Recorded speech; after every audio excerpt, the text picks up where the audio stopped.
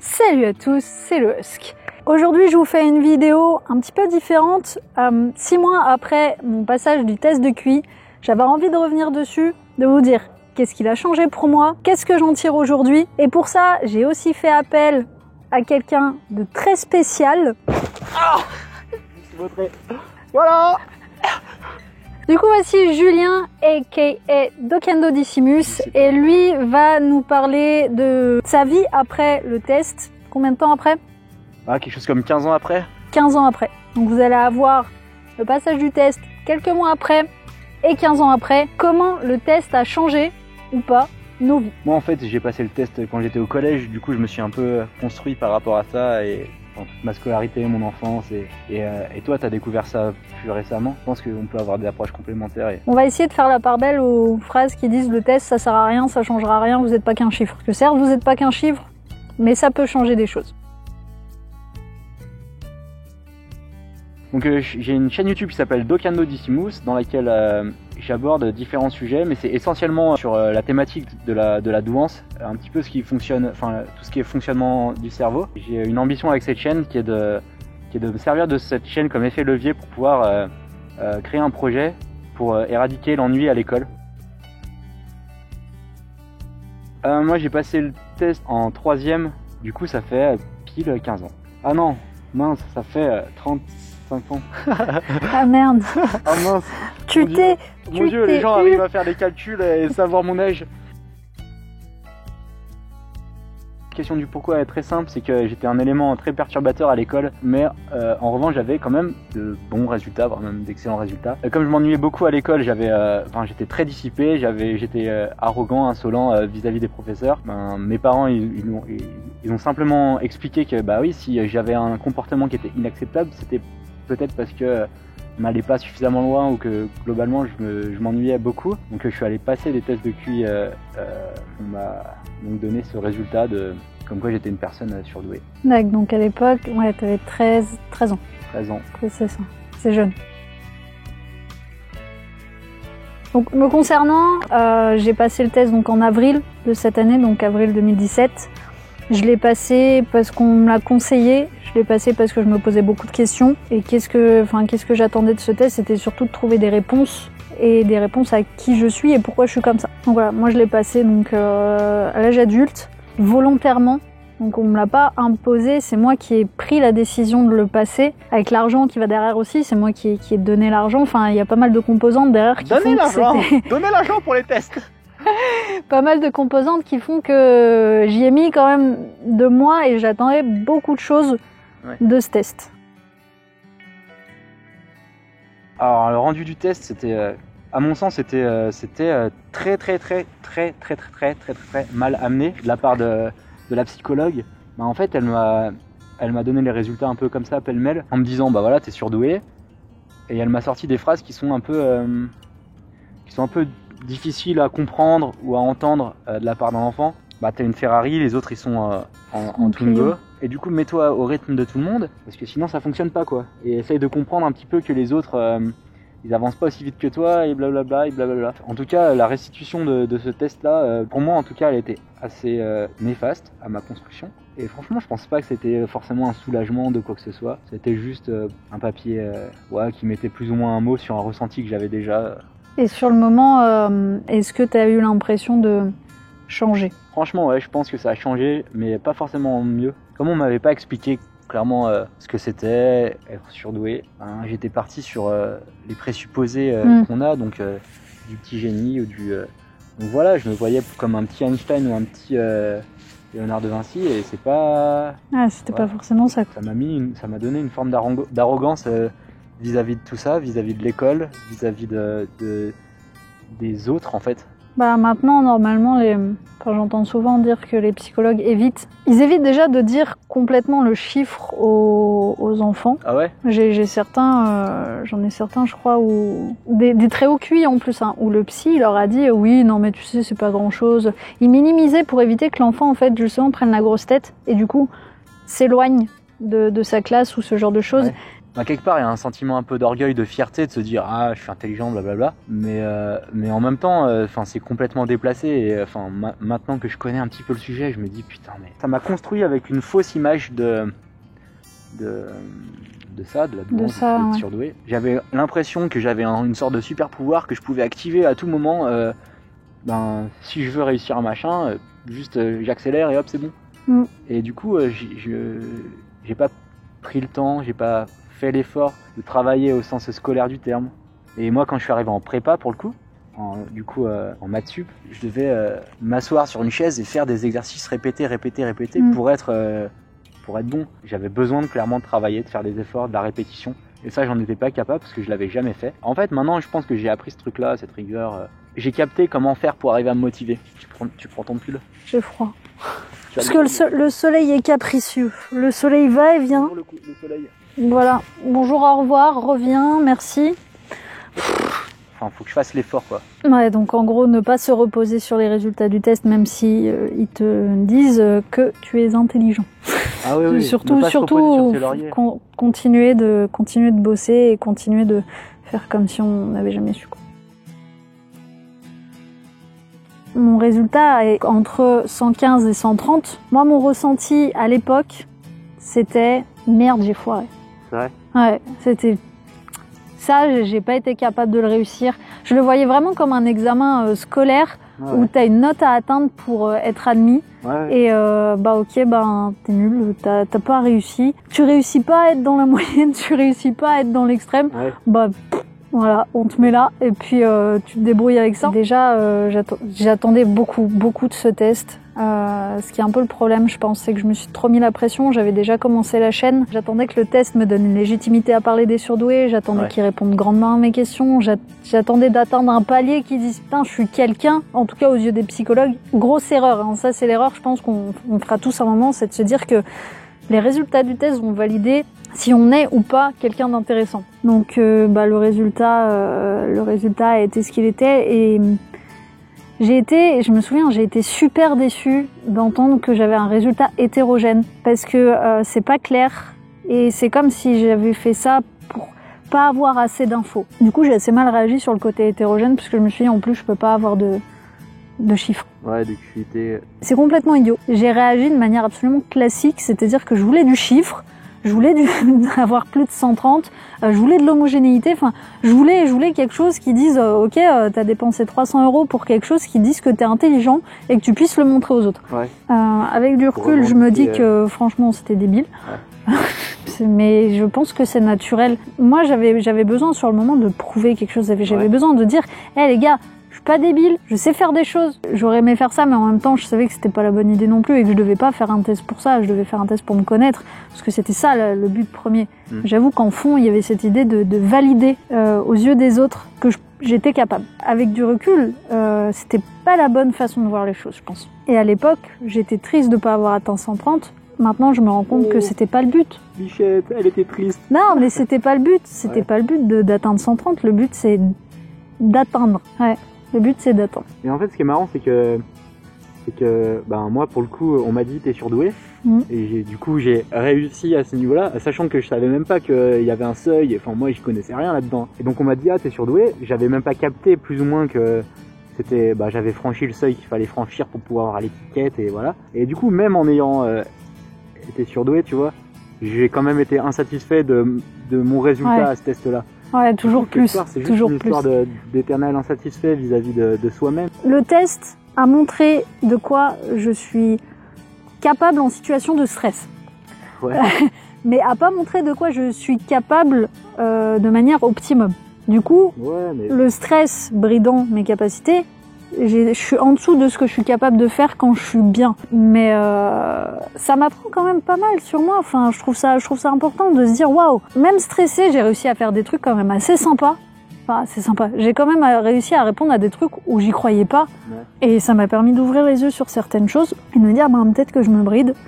Peut-être que je me sers pas j'ai pas assez confiance en moi là-dessus et peut-être que je peux faire mieux. Ouais. Et maintenant, je me dis, mais en fait, le test, non, il est pas parfait. Honnêtement, il y a qu'en passant le test, je trouve qu'on se rend compte à quel point il est pas parfait.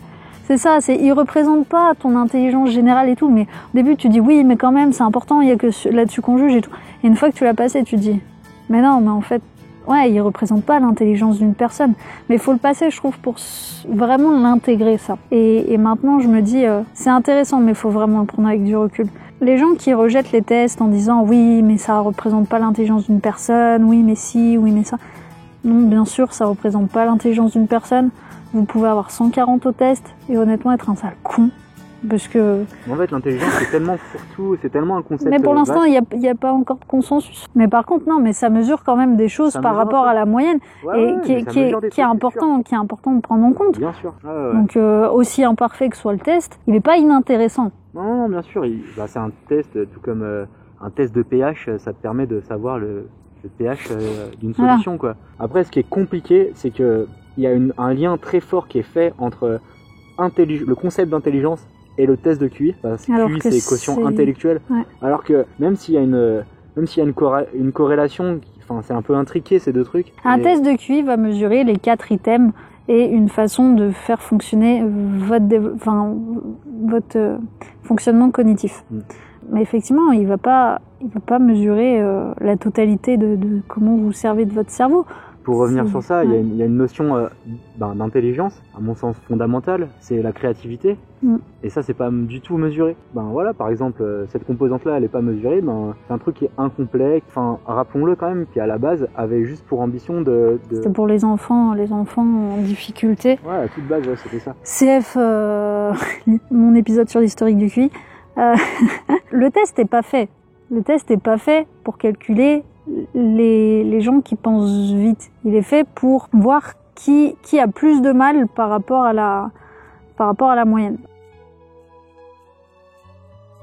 Et du coup, juste, c'est un test qui apprend juste à se connaître et à savoir les trucs dans lesquels on est bon, les trucs dans lesquels on est moins bon. Le test de QI en soi, comme moi je l'ai passé pas forcément dans les bonnes dans un bon temps, un bon timing par rapport à ma maturité mentale et qu'on me l'a mal amené, ça a été négatif, mais ce que j'ai pu faire après, ça a été un peu plus positif sur le travail. En fait, le travail que je suis en train de faire maintenant, de compréhension de qui t'es, et du coup d'être en alignement, d'arriver à être en alignement entre qui t'es au fond de toi et ce que tu fais. Je pense que c'est ça qui est important et non pas juste ce test de QI là particulièrement. La vie, c'est basé sur des tests et des tests et des tests.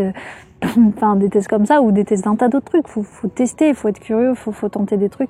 Je vais parler de la phrase que j'entends souvent concernant le test, c'est ça change rien, ça change tout en même temps. Le passage du test, il change pas. J'ai pas grandi, j'ai pas. Physiquement. Moi, je trouve que t'as grandi. Non, mais physiquement, j'ai pas changé. J'ai toujours le même travail, j'ai toujours le même appart. Il y a rien qui a concrètement changé. Et en même temps, en 6 mois. J'ai l'impression d'avoir évolué de ouf, parce que d'un coup des barrières sont tombées. D'un coup, je me suis dit, la moyenne, je croyais être plus bête que les gens, je croyais être moins capable que les gens. Je voyais les gens autour de moi, je me disais, ils y arriveront toujours mieux que moi et ils feront tout mieux que moi. Et là, je me dis, en fait, je peux faire aussi bien qu'eux, au moins aussi bien qu'eux. C'est-à-dire que je suis pas moins capable, mais je peux faire au moins aussi bien. Et d'un coup, ça t'ouvre des portes. Je pense que je peux le dire, j'ai gagné confiance en moi. J'essaye en tout cas de travailler sur cette confiance que je voudrais garder parce que je veux aller loin. Je veux que ce test ce soit le début d'un tas de choses. Je veux reprendre les apprentissages que je pensais ne pas pouvoir reprendre.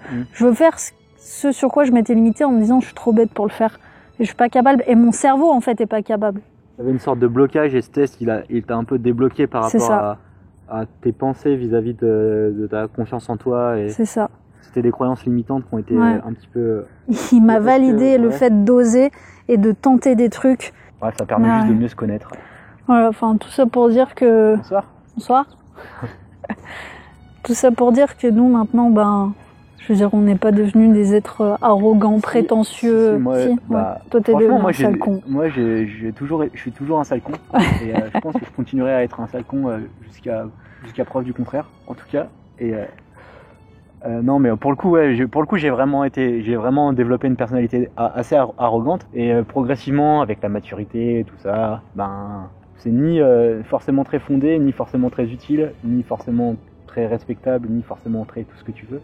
Du coup, ben, t'arrêtes et tu te dis que, ben, ouais, en fait, tout le monde est, enfin, personne n'est comme moi, tout le monde est différent et que je respecte Shaquille O'Neal parce qu'il fait 2m14 et qu'il peut faire des dunks. Ben, il y a des gens qui peuvent me respecter parce que j'arrive à retenir un deck de 52 cartes, tu vois, dans l'ordre. Et chacun ses trucs. Ce qui n'est pas du tout Ce qui ne sert à rien. Ce qui sert pas à grand chose, mais qui n'est pas du tout mon cas et qui m'impressionne beaucoup en tout cas. Mais en gros. Mot de la fin, truite. Moi, c'est toujours truite. Mon mot de la fin. Et chapeau. Mot de la fin. Truite. Toujours. Conclusion. Moi j'ai une conclusion. Vas-y. Je t'en propose une, tu me diras. On fait 2 conclusions. Ok. Moi, ma conclusion, c'est que le test de QI, si tu veux parler de douance, il est suffisant et nécessaire. Enfin, tu peux très bien te développer sans si t'en ressens pas la nécessité. Si t'en ressens la nécessité, bah va passer un test de QI. Par contre, il faut faire gaffe à pas le prendre de la mauvaise façon en fait. Comme moi j'ai pu le prendre quand j'étais gamin. C'est pour ça qu'on fait cette vidéo. C'est aussi pour faire des retours sur il y a des façons de mal prendre un test. Et faut les accepter, mais faut en avoir conscience pour que ça passe vite, je pense. Ouais, moi ça n'a pas passé vite, ça a mis du temps. Ouais, mais t'étais pas au courant. Ouais. Tu savais pas que justement t'étais pas au courant. Moi j'étais dans un flou complet vis-à-vis de ça. Moi qui n'ai pas atteint ce seuil, moi je suis pas surdouée, je suis autre chose, mais c'est ce que je cherchais. Et je pense que réellement maintenant, n'importe qui, si vous voulez aller passer un test du QI, allez-y en essayant de savoir qui vous êtes. Et pas si vous êtes surdoué, pas si vous êtes dans la moyenne, juste exactement. Comment fonctionne votre tête, comment fonctionne votre cerveau, parce que c'est sympa à savoir. Faut être curieux, ça nous permet de comprendre des choses sur nous. Et certes, c'est un moyen qui va nous comparer aux autres. Et alors, se comparer, c'est mal, c'est bouh. Mais, enfin, on le fait tous. Et il faut le prendre aussi pour soi, quoi. Comme juste le pour fait soi. d'être surdoué, ça se définit par rapport aux autres, bah t'es obligé de le faire par rapport aux autres. Et comme c'est pas quelque chose de factuel basé sur un nombre de réponses ou je sais pas quoi, c'est quelque chose vraiment qui est défini par rapport aux autres. Du coup, t'es obligé de le faire par rapport aux autres. Moi, ma conclusion, un truc que je trouve intéressant, c'est que toi, qui n'as pas eu le seuil, tu trouves qu'au final, l'étiquette de surdoué, ben, globalement, tu t'en fous.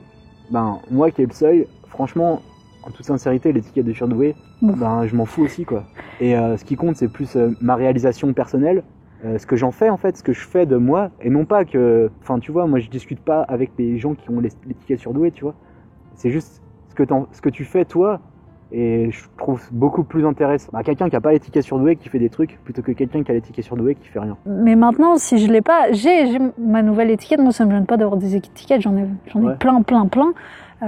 J'ai ma nouvelle étiquette de profil au potentiel intellectuel. C'est rigolo, c'est ce que je suis, c'est moi, c'est juste c'est une partie de moi. C'est la partie qui a quelque part par là dans les synapses.